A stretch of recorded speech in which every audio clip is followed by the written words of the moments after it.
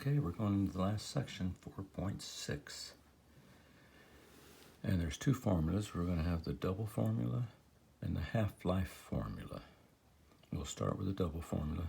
Mine's a little bit different than the book. They just use different letters. I like using A and P because you get used to that. A and P. P is what you start with. A is what you end up with. A 2 in there because it's a double formula. We could have a triple formula. We'd just put a 3 in there. And the half formula, you would just put half in there. We'll come back to that later. Let's go to the double formula. So A and P, what you start with, what you stop with. And that's T over D. It's a little hard to read with this magic marker, but it's T on top for time of the experiment, and D on the bottom is how long it takes to double.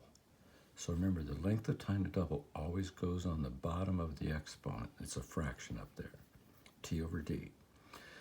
So here's our problem. We're going to start with 240 cells in a Petri dish. So A, we don't know how many we're going to end up with, but we're starting with, did I say, 240 cells. And we're doubling. The experiment is going to go on for 2 days. And they double every 13 hours. You can't do 1 hour one days. They both have to be either both days or both hours. It's better to change the hours. 2 days, that'll be 24 plus 20, it's 48 hours. So the length of the experiment will be 48 hours divided by how long it takes to double, which is 13 hours. So try and do that on your calculator and let's see if you can get it right.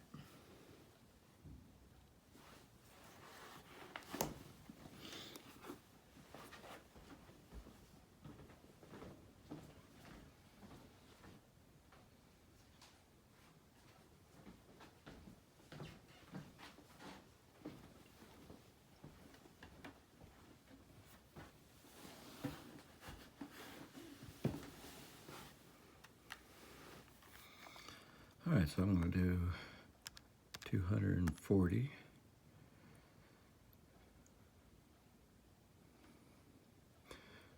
parentheses 2 raised to the fraction 48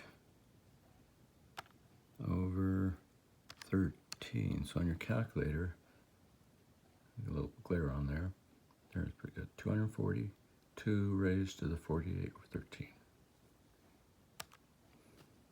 We end up with 3,102.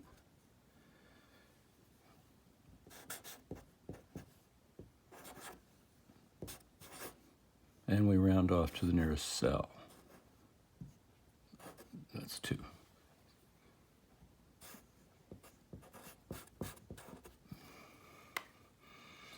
Okay.